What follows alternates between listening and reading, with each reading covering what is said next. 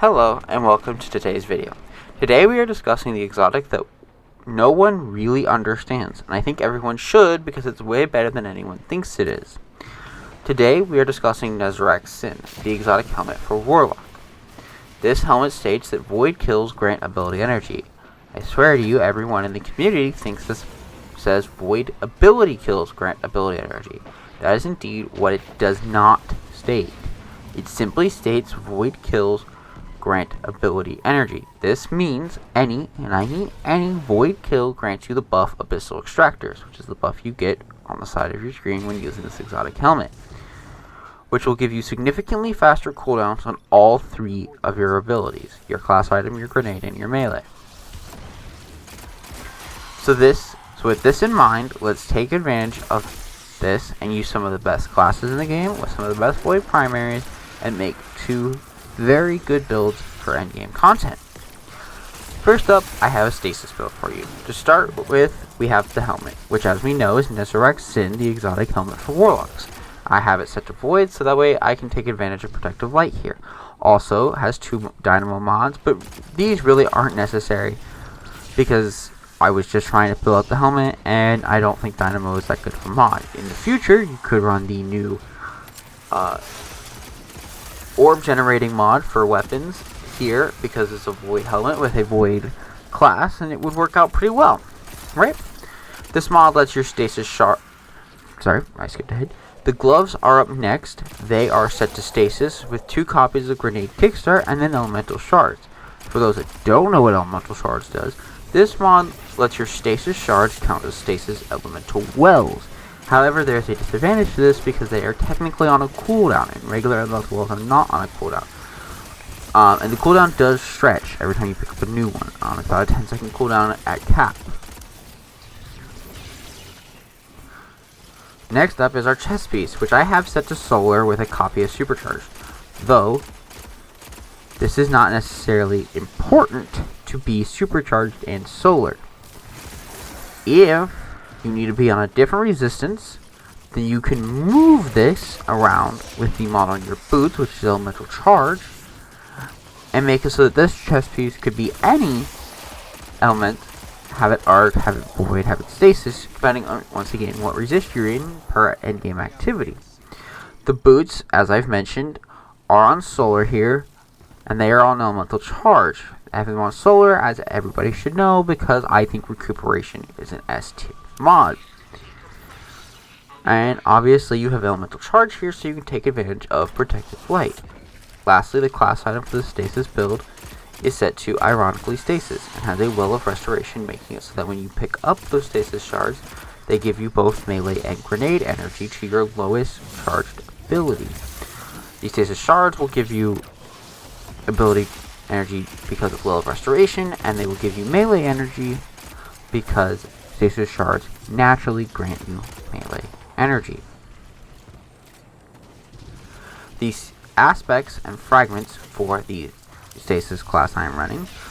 The aspects are Glacial Harvest and Bleak Watcher. Glacial Harvest is to take advantage of those elemental well mods, because Glacial Harvest, when you freeze any target in the game, will grant you 2 stasis shards. The stasis shards I am using to take advantage of Will of Restoration to help give me more ability energy, right? I have Bleak Watcher on because I think Bleak Watcher is the bread and butter of Shadebinder at this point. If you're playing Shadebinder, you're playing it for Bleak Watcher.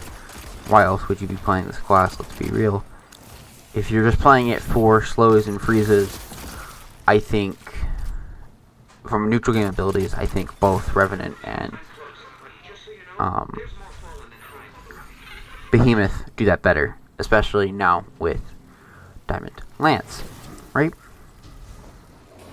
My fragments are Torment, Rhyme, Endurance, and Bonds. Torment to give me grenade energy when I take damage. Rhyme to give me some more health and or overshield when I pick up my stasis shards when I need to go get that ability energy. Endurance to make my slows last longer from the stasis turret, so that way it's more likely to freeze them. And Bonds to give me super energy when I kill any frozen targets with my primary. If you don't know, Bonds gives you super energy when you kill a frozen target with weapon damage. That's all for the stasis build. I hope if you are a Shadebinder main. This build has helped you open up your class, especially if you need to be on a Void primary. I really do think that if you are stuck running a Void primary in endgame content, throwing Nezerac in is going to do more for you than almost any exotic in the game will do for you if you are stuck on a Void primary. Like, it just will. Like, if you're running through Corrupted, right, and you're the Shadebinder, and you need to be on a common pick here is Le Monarch, right?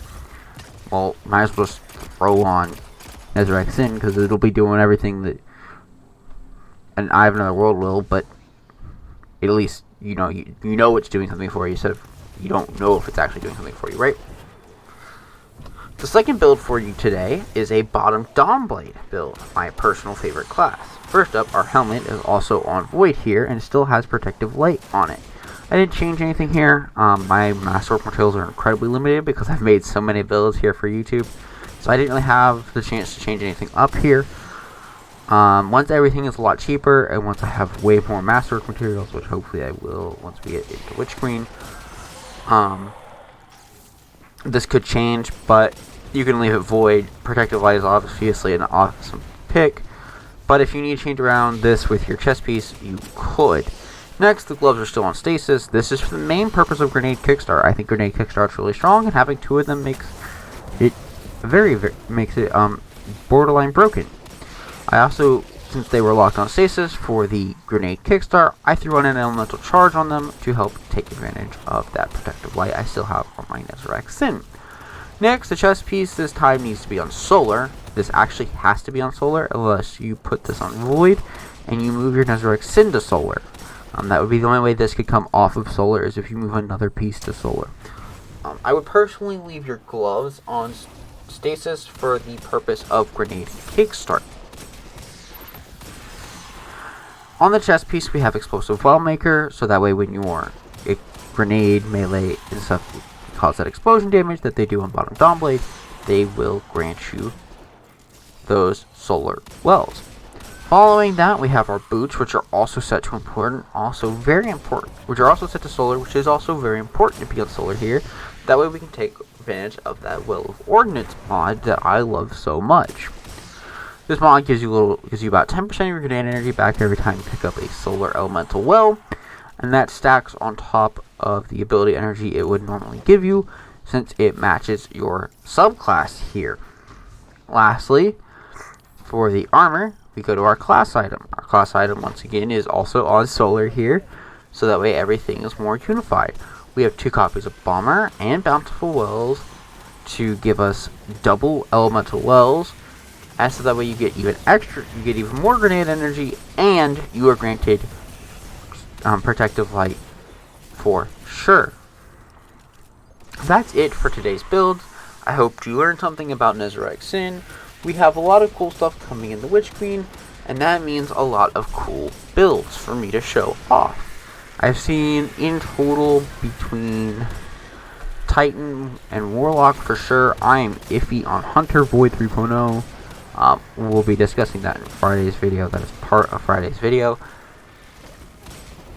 But I've seen at least 4 builds between the two of them. And that's not counting new exotics, which we know we're getting 6 of. 2 per class, 1 stasis, 1 non-stasis. And I think the stasis Titan exotic is being overlooked, for sure. We don't know what the stasis light, we don't know what the light Titan exotic is, or the stasis Hunter exotic is. We know both Warlock exotics both look very strong. Both will have builds. As soon as I get them and I can play around with them and make builds for them, I will have builds out for the Warlock ones. Same with Titan and same with Hunter. I do actually play Hunter. I mained Hunter for the longest time, in case any of my viewers are wondering where is Hunter builds. Except, I don't think there's anything to cover with Hunter right now. Friday's video is going to be a Hunter video, but not a Hunter video that I think any Hunter mains want to talk about. But I think it's a Hunter video that needs to be talked about because nobody at Bungie's talking about it. And it's a problem. A serious problem. And so, that's a hint at what Friday's video is going to be. But before I go, and let me stop rambling, Please do not forget to like this video if you enjoyed it,